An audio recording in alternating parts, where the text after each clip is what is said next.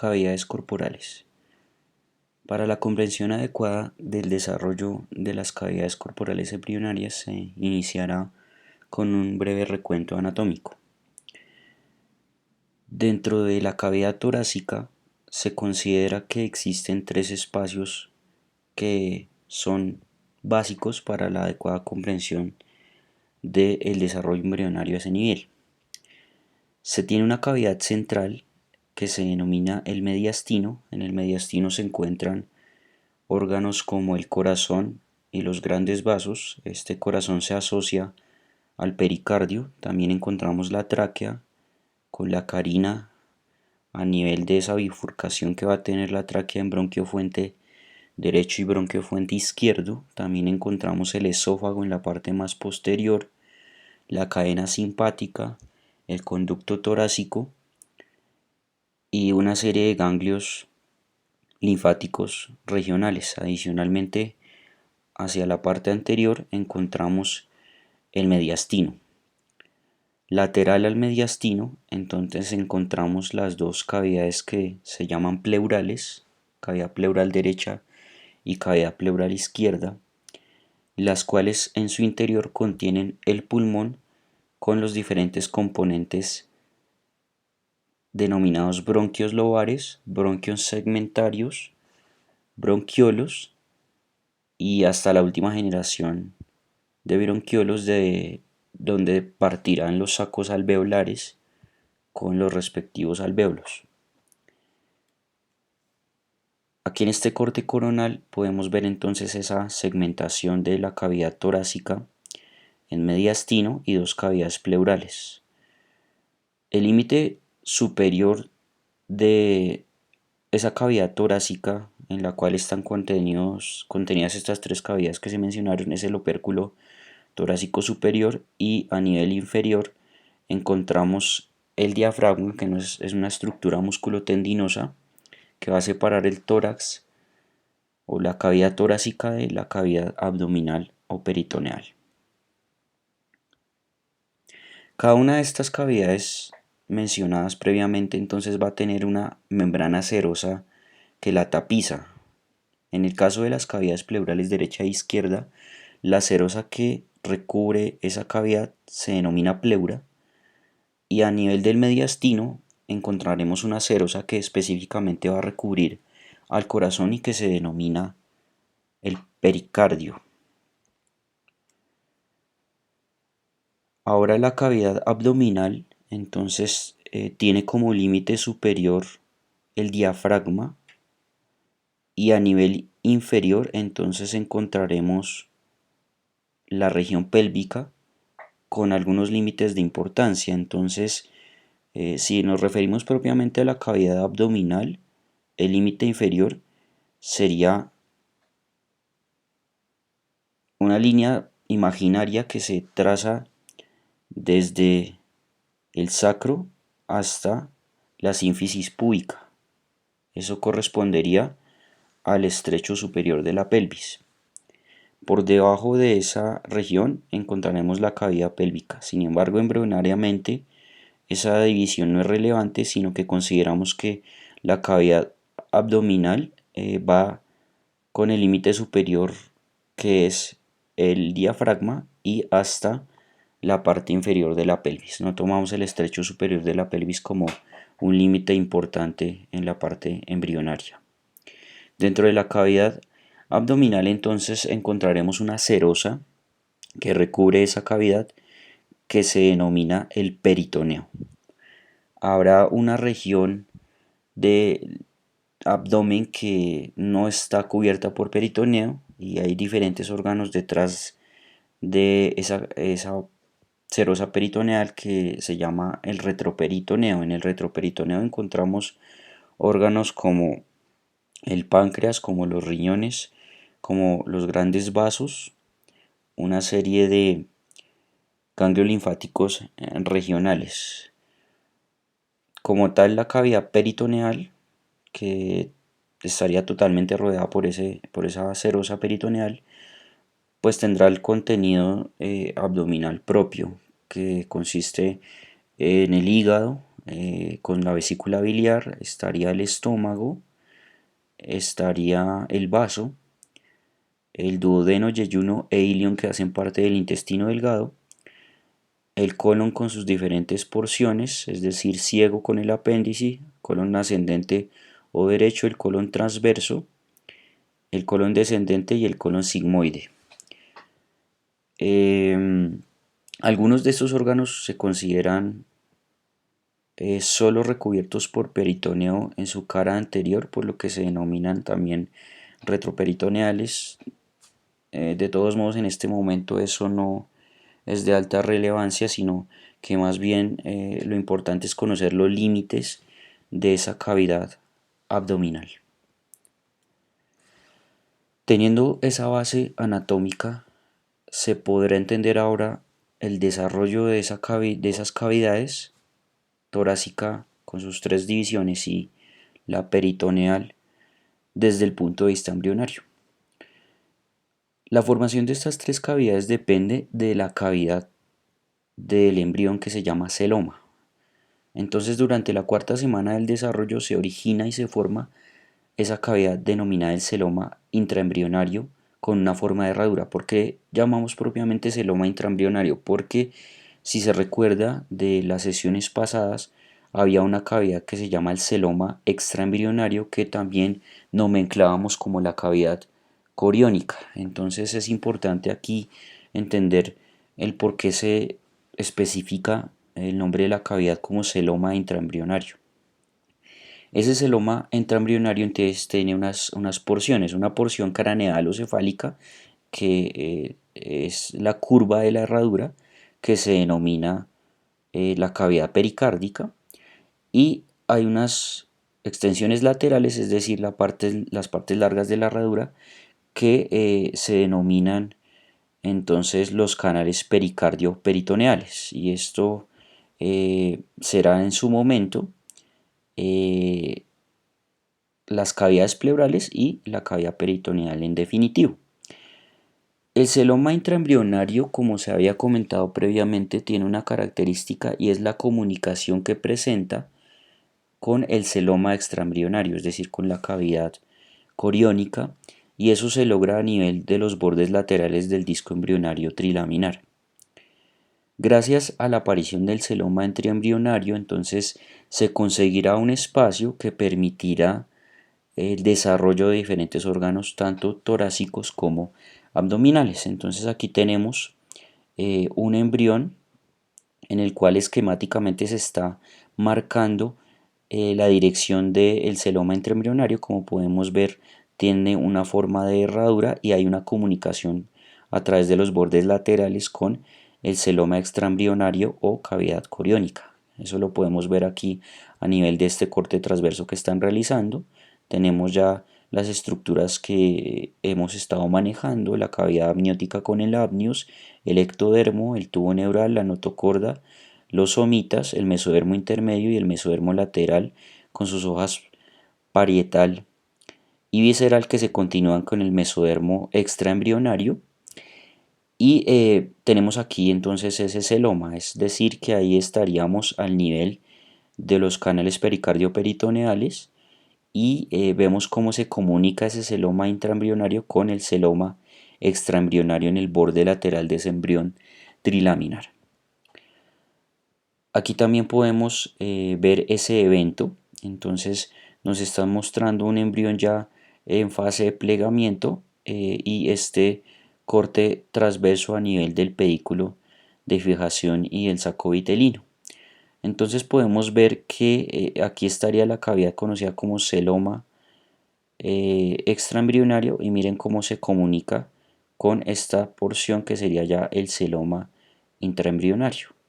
Aquí vemos el mismo evento, hay una comunicación entre el celoma intraembrionario y el celoma extraembrionario. Aquí también se ve esa comunicación. Este sería el celoma intraembrionario, este sería el celoma extraembrionario. Vemos que hay una comunicación. Con los pliegues se va a perder esa comunicación, quedando el celoma intraembrionario totalmente separado ya de lo que llamaremos la cavidad amniótica definitiva, con ese pliegue que se presenta céfalo-caudal y dorso-ventral. Entonces el celoma intraembrionario terminará convirtiéndose en la cavidad corporal embrionaria que delimitará entonces la cavidad pericárdica, dos canales pericardio-peritoneales y la cavidad peritoneal. Esa cavidad tiene una pared que llamamos parietal y una pared que llamamos visceral, es decir, que se asocia con la pared del embrión y también con el tubo intestinal primitivo que habíamos mencionado durante la sesión del periodo embrionario. Esas paredes, tanto la parietal como la visceral, tienen una cubierta que es ese mesotelio que ya hemos discutido, que es el epitelio que rodea a las cavidades corporales, es decir, el mesotelio originará el pericardio, la pleura y el peritoneo. La cavidad peritoneal unida al celoma extraembrionario continúa de esa manera por varias semanas y va cerrándose a la altura del cordón umbilical, y esa comunicación en la semana número 11 se va a perder cuando se complete totalmente el cierre embrionario, el pliegue total. Será la semana 11 y allá el celoma extraembrionario quedará totalmente separado del celoma intraembrionario. El epitelio de ese celoma tiene entonces una serie de células mesenquimales que contribuirán al desarrollo de órganos como el corazón, los pulmones y vísceras del tracto gastrointestinal. Cuando se consigue el pliegue cefálico, ustedes recordarán que el corazón se reposiciona, estaba fuera del embrión, y gracias al pliegue cefálico el corazón ingresa por la parte ventral a la cavidad abdominal, mejor cavidad, es una cavidad común, o sea, en este momento hablamos de cavidad abdominal, pericárdica y pleural única, es decir, la cavidad del celoma, y entonces esa relocalización hará que el corazón junto con la cavidad pericárdica entonces se posicionen ventrales al intestino anterior. La cavidad pericárdica entonces continuará hacia lateral con los que llamamos canales pericardio-peritoneales. Por eso mencionaban anteriormente que se considera una sola cavidad, la cavidad abdominal con la cavidad torácica. Es un continuo mientras hay una segmentación y una separación de esas cavidades, pero el celoma es común durante este periodo hasta su segmentación. Con el pliegue embrionario, entonces, la parte caudal del intestino anterior, el intestino medio y el intestino posterior, entonces van a empezar a quedar unidos en la cavidad peritoneal por unos pliegues que se llaman los mesenterios dorsales, que van desde la pared de esa cavidad abdominal hasta como tal el intestino, y eso lo sostiene, que es lo que vamos a ver a continuación. Entonces, aquí estamos viendo el celoma. Entonces lo cierto es que aquí el celoma es toda la cavidad abdominal con toda la cavidad torácica, pero en un continuo. Y lo que quiero resaltar acá es que el tubo intestinal primitivo va a quedar suspendido de ese celoma, de esa cavidad, en la pared posterior y en la pared anterior, por lo que llamamos mesenterios. Entonces en la pared posterior podemos ver acá, se llamaría el mesenterio dorsal, y en la pared anterior aparece el que llamaremos mesenterio ventral. Aquí estaría ese proceso de formación del mesenterio dorsal, y vemos cómo queda suspendido el intestino primitivo por ese mesenterio dorsal, y lo hace alrededor de ese celoma. Aquí estaría el celoma. Alrededor del celoma entonces encontraremos la pared de ese embrión, y parte de esa pared sería entonces ese mesenterio dorsal. Aquí también podíamos observar la forma que tiene el celoma en forma de herradura, y a esto me refiero. Es equivalente a decir cavidad abdominal y torácica en una sola cavidad conjunta, que es ese celoma intraembrionario. Entonces los mesenterios, ¿qué son? Son pliegues de peritoneo, es decir, tienen capa doble de peritoneo, que se origina desde el recubrimiento de esas vísceras del tubo intestinal primitivo que cubren al órgano, y van a hacer que el órgano quede suspendido, quede fijado a la pared corporal, y dentro de ese mesenterio encontramos estructuras como vasos sanguíneos, vasos linfáticos, nervios y ganglios linfáticos, además de posteriormente encontrar tejido adiposo. Entonces, la función de los mesenterios es múltiple, tiene que ver con riego sanguíneo, con drenaje venoso, con inervación, también con drenaje linfático, y entonces va a haber un mesenterio en la parte dorsal y un mesenterio en la parte ventral, que dividirán entonces esa cavidad del celoma en un lado derecho y uno izquierdo, sobre todo a nivel inferior, en donde va a ser la cavidad peritoneal. Ese mesenterio ventral experimentará unos cambios e irá desapareciendo, excepto eh, en la parte más baja del intestino anterior. Eso se entenderá más adelante cuando se hable de el desarrollo del intestino en la embriología gastrointestinal. Entonces, esos mesenterios permitirán una segmentación ocasional de la cavidad peritoneal, pero después esa cavidad peritoneal se considerará como un espacio continuo, y es importante ir recordando, ir aprendiendo qué arterias van a llegar a las diferentes porciones del intestino primitivo y que van por esos mesenterios. Entonces, el intestino anterior estará irrigado por una arteria que se llama el tronco celíaco. El intestino medio estará irrigado por una arteria que se llama la arteria mesentérica superior, y el intestino posterior estará irrigado por una arteria llamada arteria mesentérica inferior. De manera que no olvidar los mesenterios. Hay un mesenterio dorsal y un mesenterio ventral, y a través de esos mesenterios entonces irán estos componentes que mencionamos hace un momento.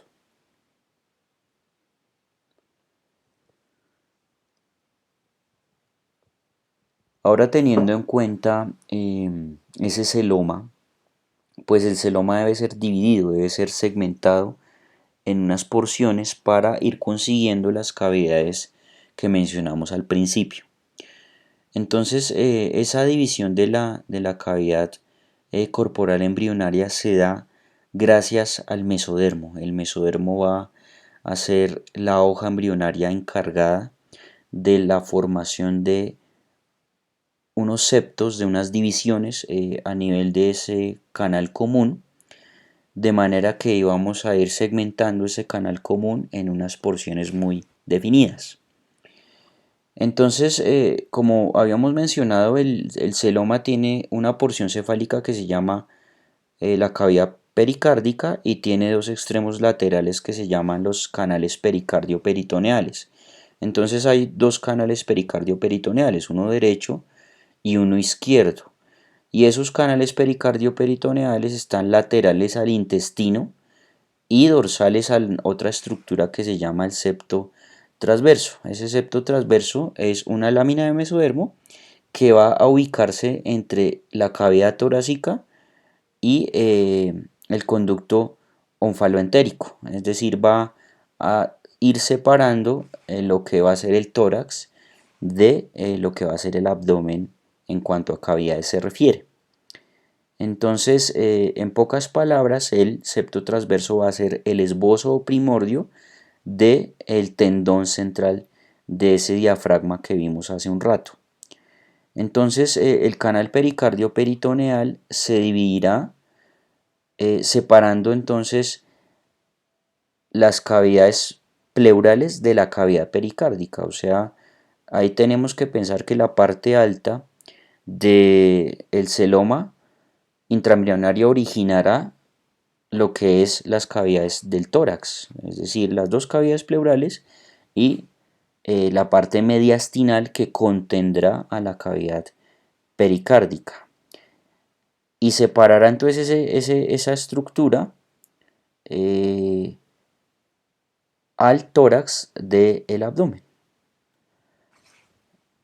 Con el crecimiento de las yemas broncopulmonares que van a asociarse directamente con el intestino anterior, en los canales pericardio-peritoneales, entonces aparecerán unos pliegues que serán responsables de segmentar entonces esta zona alta del celoma.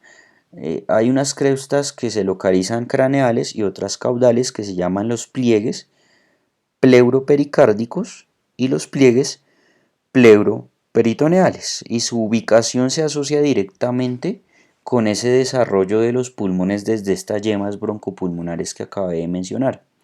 Entonces los pliegues pleuropericárdicos están por encima de los pulmones en desarrollo, mientras que los pliegues pleuroperitoneales se localizarán por debajo de esos pulmones en desarrollo. Entonces,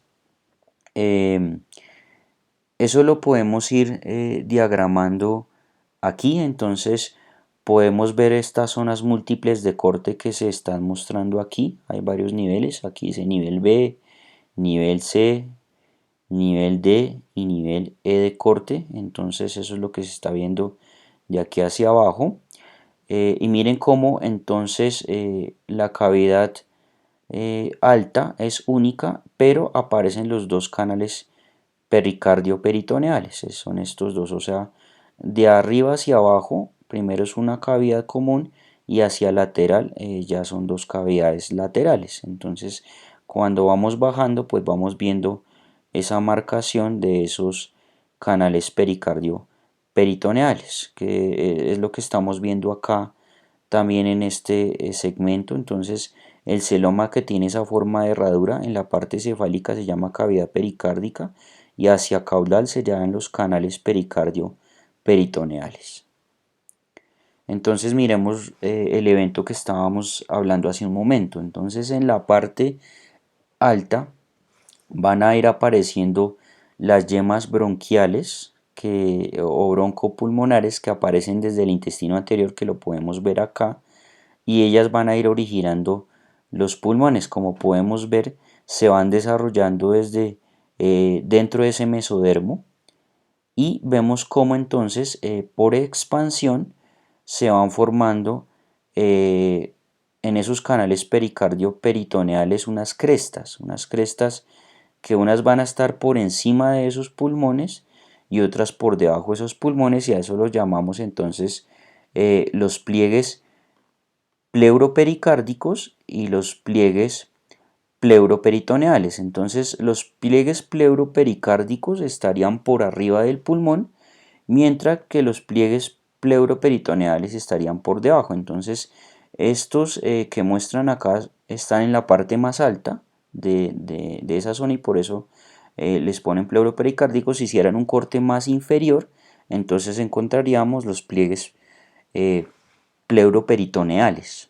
Como podemos ver, ellos van haciendo la segmentación entonces de lo que era una cavidad común en ahora tres cavidades, una que queda aquí adelante y dos que quedan más dorsales, más posteriores.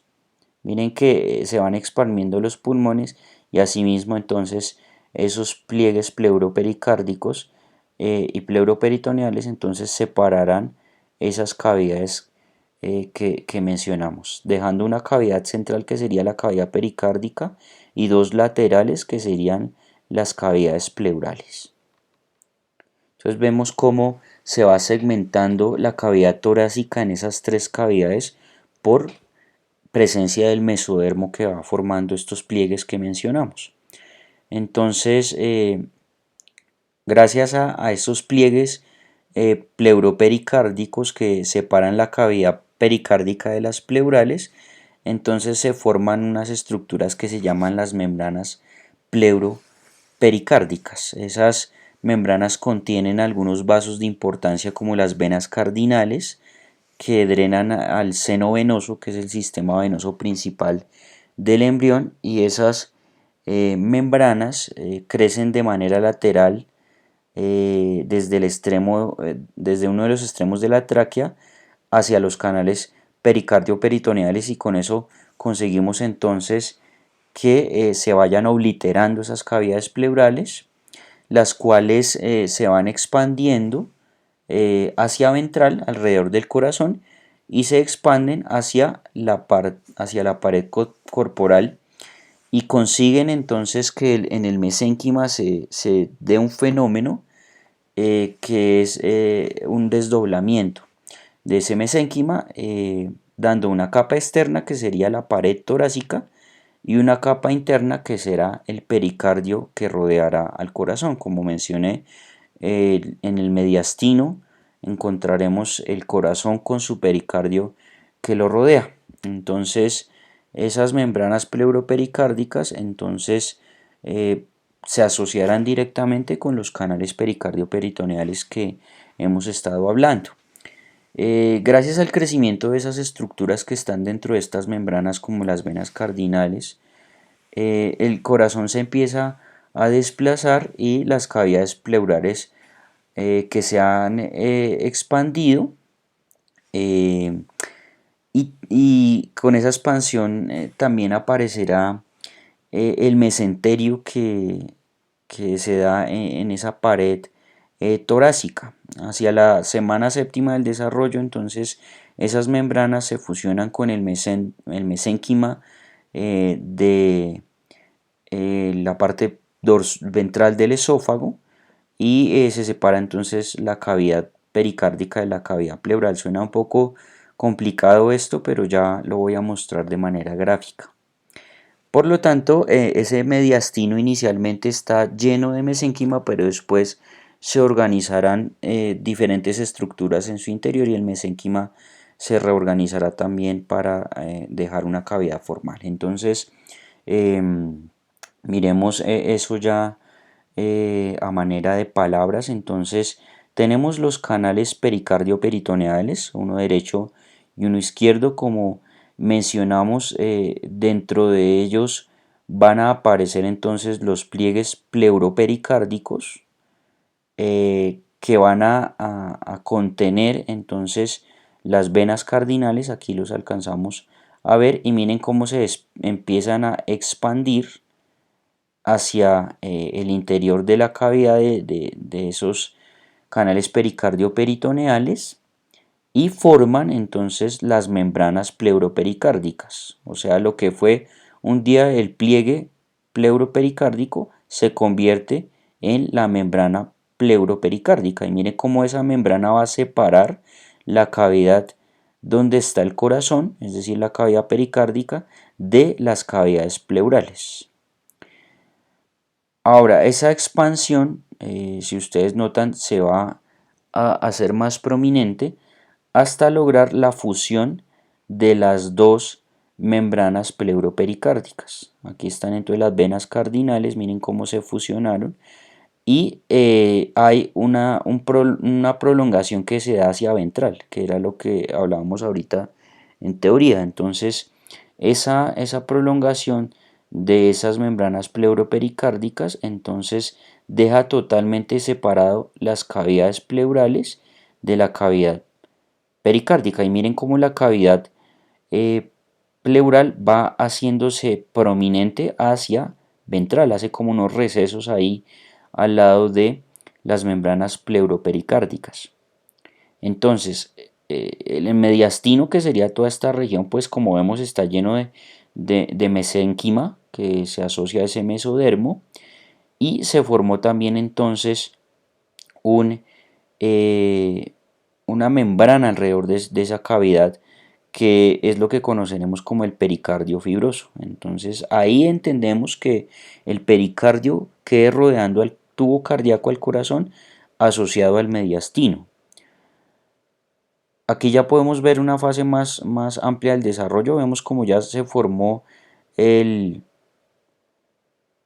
mesenterio dorsal acá en esta región. Miren cómo ya quedó mucho más formalizado ese pulmón en desarrollo que está rodeado por esos pliegues pleuropericárdicos y la cavidad pleural acompañante, pero miren que queda separado la cavidad pleural de la cavidad pericárdica por esa estructura que originan las membranas pleuropericárdicas, que es el pericardio fibroso. Luego del pericardio fibroso tendremos la cavidad pericárdica y finalmente el tubo cardíaco en su interior.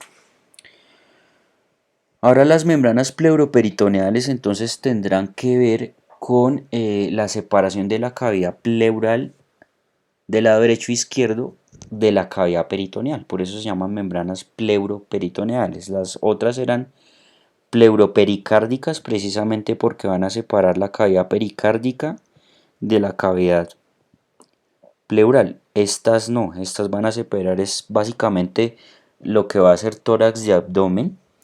Entonces, a medida que aumentan de tamaño los pliegues pleuroperitoneales se proyectan hacia esos canales pericardioperitoneales y forman las membranas. O sea, de los pliegues salen las membranas, así como de los pliegues pleuropericárdicos salieron las membranas pleuropericárdicas. Aquí también desde los pliegues pleuropericárdicos se forman las membranas pleuroperitoneales y esas membranas entonces tendrán la función precisa de separar la cavidad pleural derecha e izquierda de la cavidad peritoneal y aparecen a medida que los pulmones también se van expandiendo, ganando tamaño y que las cavidades pleurales entonces van invadiendo la pared corporal del embrión. Entonces podemos verlo aquí desde este punto de vista. Miramos aquí el corazón embrionario, vemos entonces la cavidad pericárdica, aquí está el pulmón en desarrollo con la cavidad pleural que lo acompaña y tenemos acá entonces el esbozo de las membranas pleuroperitoneales. Entonces miren que va a quedar separada esta zona que es la cavidad pericárdica de esta zona que sería la cavidad peritoneal y lo vamos a lograr gracias a esa membrana pleuroperitoneal. Aquí nos están mostrando el nivel del corte y vemos entonces en ese nivel de corte de estas estructuras. Entonces tengo la cavidad pericárdica, ahí estaría el pericardio formado. Tengo la cavidad pleural acá, derecha e izquierda, con el pulmón en su interior. Este sería el intestino primitivo anterior. Y vemos entonces cómo van a aparecer entonces unas estructuras que van a separar la cavidad pleural de la cavidad abdominal. Entonces estas estructuras serán las membranas pleuropericárdicas y aparecerán precisamente para separar esto que es cavidad abdominal de esto que es cavidad pleural. Aquí las tenemos entonces un poco más claras, vemos el nivel de corte aquí en este embrión. Entonces estas serían las dos membranas pleuroperitoneales que aparecen desde los pliegues pleuroperitoneales. Entonces el pliegue origina la membrana. Entonces aquí está la membrana pleuroperitoneal de un lado y la membrana pleuroperitoneal del otro y vemos cómo van creciendo para formar entonces las membranas respectivas y separar entonces lo que es la cavidad peritoneal de la cavidad torácica. Recordemos que eso era un conjunto que se llaman los canales pericardio-peritoneales, pero gracias a estas membranas va a haber esa separación a ese nivel. Entonces durante esta sexta semana esas membranas pleuroperitoneales irán creciendo, se van en dirección ventral y medial hasta que se fusionan con otra estructura que se llama el mesenterio dorsal del esófago, que ya comentamos que era un mesenterio, y con otra estructura que es el septo transverso. Ese septo transverso ya se había mencionado antes, formará parte del tendón central del diafragma. Entonces se formará ya una gran estructura que separará las cavidades pleurales de la cavidad peritoneal, y el cierre de esos espacios se completa por los mioblastos que vienen de los somitas C3 a C5. Es decir, que dentro de la formación del diafragma embrionario están estas membranas pleuroperitoneales, está el septum transverso, está el mesenterio del esófago, el mesenterio dorsal del esófago, y mioblastos que salen de unos somitas cervicales C3 a C5, de manera que los canales peritoneales van a quedar obliterados por estas membranas pleuroperitoneales. Es un poco como un trabalenguas acá esto, pero no es difícil de comprender si uno tiene una secuencia lógica. Entonces ahí tenemos a nuestro diafragma en desarrollo, estaría el septum transverso, el mesenterio dorsal del esófago, y vemos cómo las membranas pleuroperitoneales se van a fusionar con ese septum transverso y con ese mesenterio dorsal del esófago para originar entonces el diafragma embrionario. Entonces el diafragma es un componente de separación entre tórax y abdomen hecho por músculo y tendón. Tiene una forma de cúpula separando esas dos cavidades, y el desarrollo del diafragma está descrito que tiene que ver con genes que se localizan en el brazo largo del cromosoma 15, y como ya lo mencionamos, hay un desarrollo del diafragma desde cuatro componentes: el septo transverso o septum transverso, las membranas pleuroperitoneales, que son dos, una derecha y una izquierda, el mesenterio dorsal del esófago, y somitas C3, C5, que tienen que ver con los mioblastos que van a aportar a ese mesenterio y a esas membranas pleuroperitoneales, porque el septo transverso como tal tiene que ver es con el componente tendinoso de ese diafragma. Entonces el septo transverso va a crecer de la pared ventrolateral del abdomen hacia la parte dorsal. Tiene una forma más o menos de semicírculo, separando el corazón del hígado. Su constituyente principal es el mesodermo, y su estructura definitiva que forma es el tendón central del diafragma. Entonces en la cuarta semana no va a separar completamente la cavidad torácica del abdominal, y por lo tanto debe valerse de la expansión del mesenterio dorsal del esófago y de las membranas pleuroperitoneales para completar el cierre entre estas dos cavidades. Y aquí lo veíamos. Entonces buscamos aquí al septo transverso, que sería este, y mire que el septo transverso se relaciona de manera directa con las membranas pleuroperitoneales y también se asociará con el mesenterio dorsal del esófago. Vemos aquí a la altura del corte, entonces este sería el mesenterio dorsal del esófago. Aquí estarían las membranas pleuroperitoneales que van a separar las cavidades pleurales de la cavidad abdominal. Este también ya lo habíamos observado, pero retomemos entonces aquí los componentes del desarrollo del diafragma. Tendríamos el septum transverso, él crecerá entonces en esta dirección, hacia dorsal y hacia medial, para fusionarse con el mesenterio del esófago y con las dos pliegues pleuroperitoneales que originan esas membranas pleuroperitoneales. Ese es el diafragma embrionario. Ya viéndolo desde lo definitivo, entonces el septo transverso origina el tendón central del diafragma. Las membranas pleuroperitoneales van a quedar invadidas por los mioblastos procedentes de los somitas C3 a C5 y formarán entonces la porción muscular de ese diafragma, y el mesenterio del esófago tendrá que ver principalmente con la formación de los que llamamos los pilares o cruras del diafragma. Ya habíamos mencionado entonces las membranas pleuroperitoneales se fusionan con el mesenterio dorsal del esófago y con el septum transverso y dan la principal porción del diafragma fetal temprano después del septum transverso. Y el mesenterio dorsal del esófago entonces será la porción media del diafragma y constituirá entonces los que llamamos los pilares o cruras del diafragma. Estas particiones serán entonces invadidas por mioblastos de los somitas C3 a C5. Entonces, estos somitas C3 a C5 harán, digamos, aparición en la semana 9 a 12 del desarrollo, eh, enviando entonces mioblastos que van a invadir tanto a las membranas pleuroperitoneales como al mesenterio dorsal del esófago. Entonces, en esa semana 9 a 12, con el crecimiento de la cavidad pleural, entonces el tejido de la pared corporal terminará doblado en dos capas.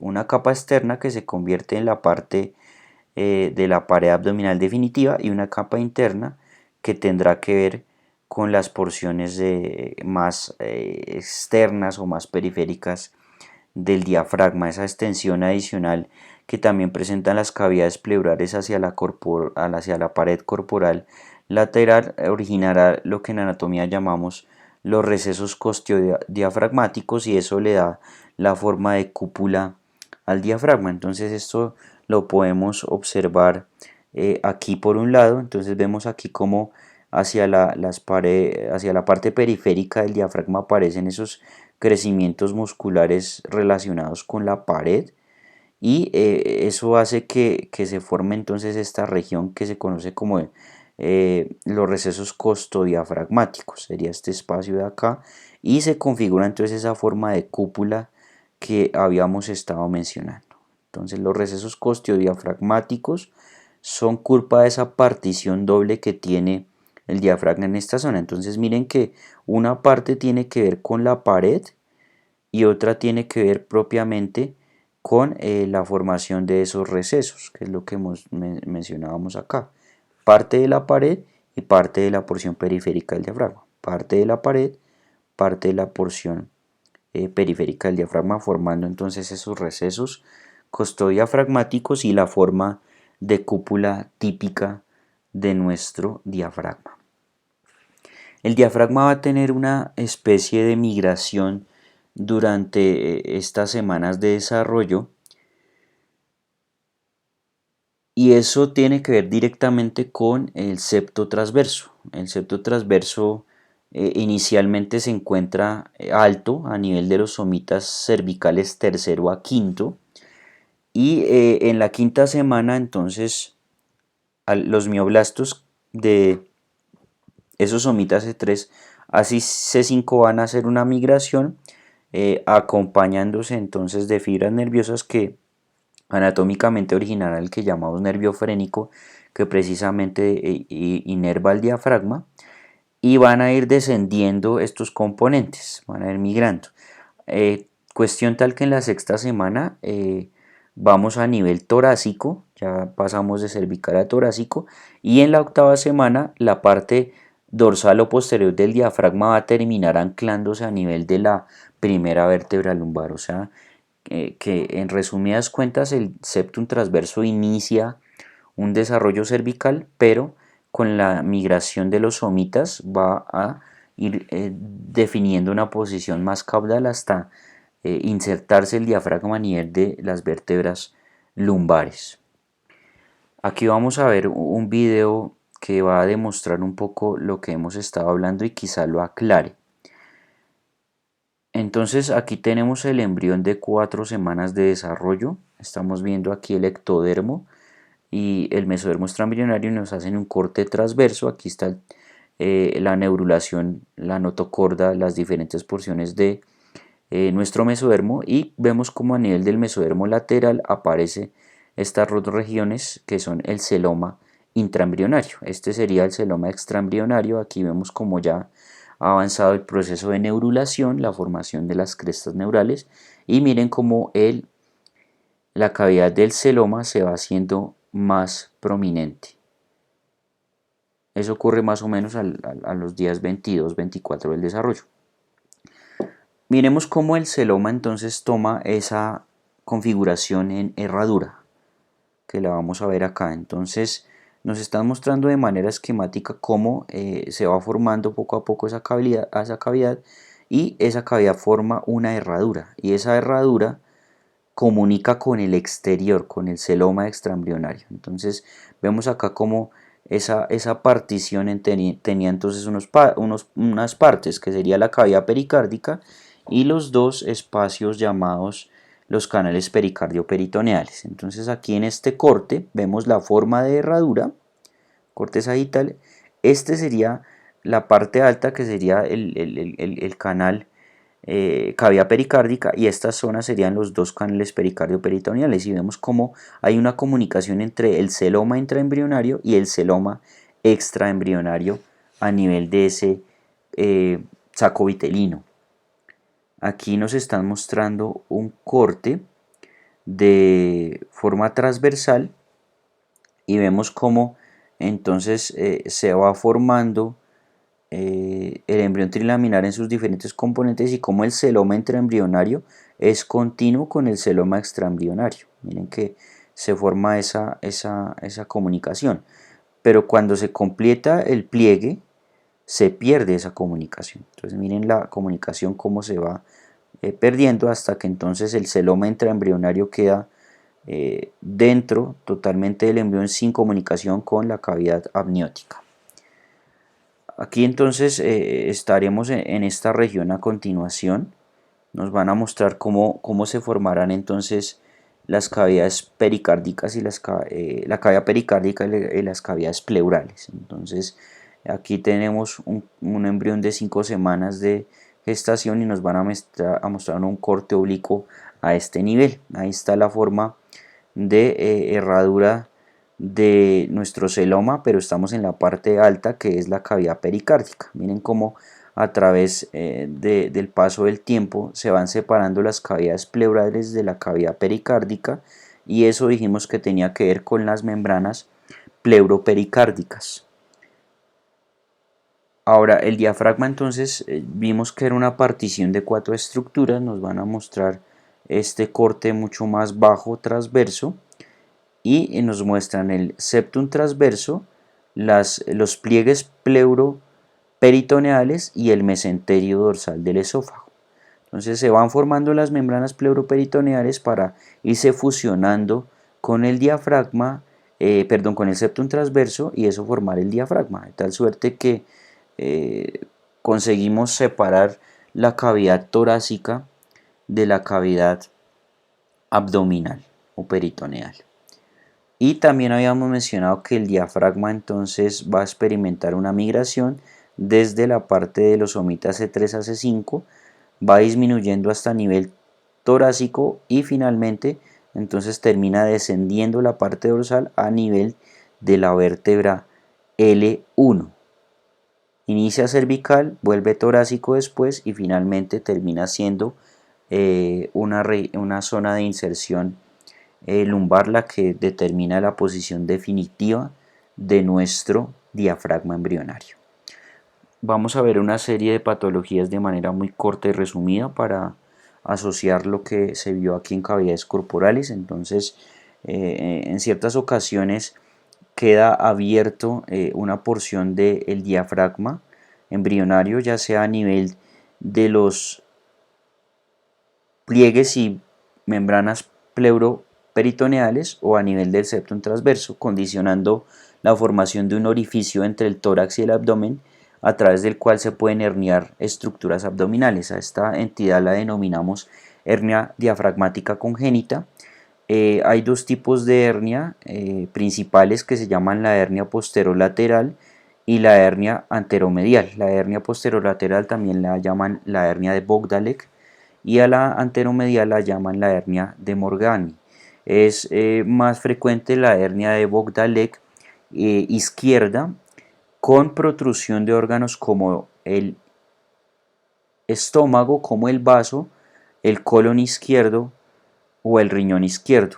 El ascenso de estas vísceras por aumento de la presión abdominal ocurre este fenómeno, condicionarán el colapso del pulmón con la subsecuente aparición de una hipoplasia pulmonar, es decir, de un mal desarrollo de las células pulmonares y la consiguiente aparición de otra entidad denominada hipertensión pulmonar, que será la responsable del mal pronóstico de estos pacientes. Aquí vemos entonces unos ejemplos de hernias diafragmáticas congénitas. Vemos aquí como el hígado ha ascendido a través de un orificio bastante grande. Vemos cómo se desplaza el mediastino hacia el lado contralateral, aquí el mismo evento, pero vemos un ascenso del estómago y algunas asas intestinales que están condicionando que el mediastino se desplace hacia el lado opuesto. Aquí tenemos la radiografía de un caso de estos. Tenemos que esto es el hígado. Aquí está el estómago y vemos cómo asas intestinales están subiéndose hacia el hemitórax izquierdo por un orificio situado en ese diafragma, y vemos cómo entonces se desplaza el contenido del mediastino hacia el lado opuesto. Aquí el mismo fenómeno, una hernia diafragmática congénita del lado izquierdo. Vemos esta sonda que se ve acá está dirigida al estómago, entonces quiere decir que el estómago está ascendido.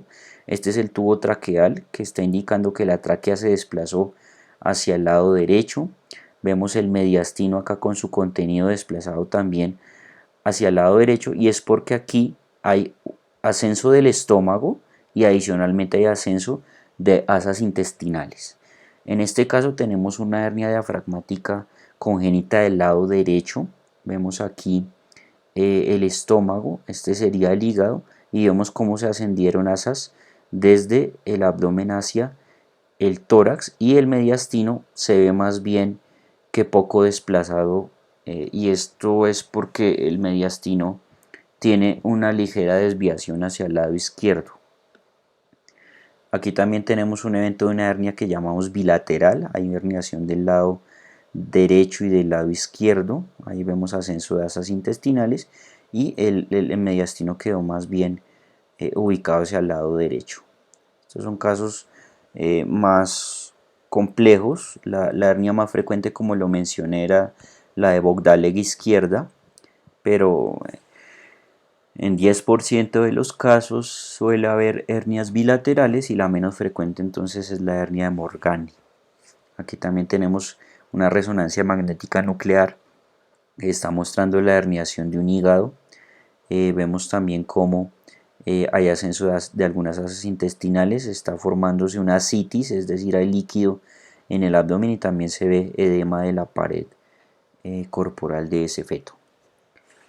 La ventración diafragmática congénita entonces no consiste en una hernia como tal, porque hay indemnidad en el diafragma en cuanto a continuidad de él, pero lo que sí se presenta es una debilidad en esa pared del diafragma, de manera que, si bien es cierto no hay un orificio en ese diafragma, sí hay una debilidad que va a tener el mismo evento resultante de la herniación diafragmática congénita. Entonces, por aumento de la presión en el abdomen, se suben contenidos abdominales al tórax y comprimen de la misma manera el pulmón ipsolateral, el del mismo lado. O sea, la fisiopatología va a ser exactamente lo mismo, solo que en un escenario tenemos una pared debilitada en la ventración, y en la herniación tenemos un orificio formal dentro del diafragma.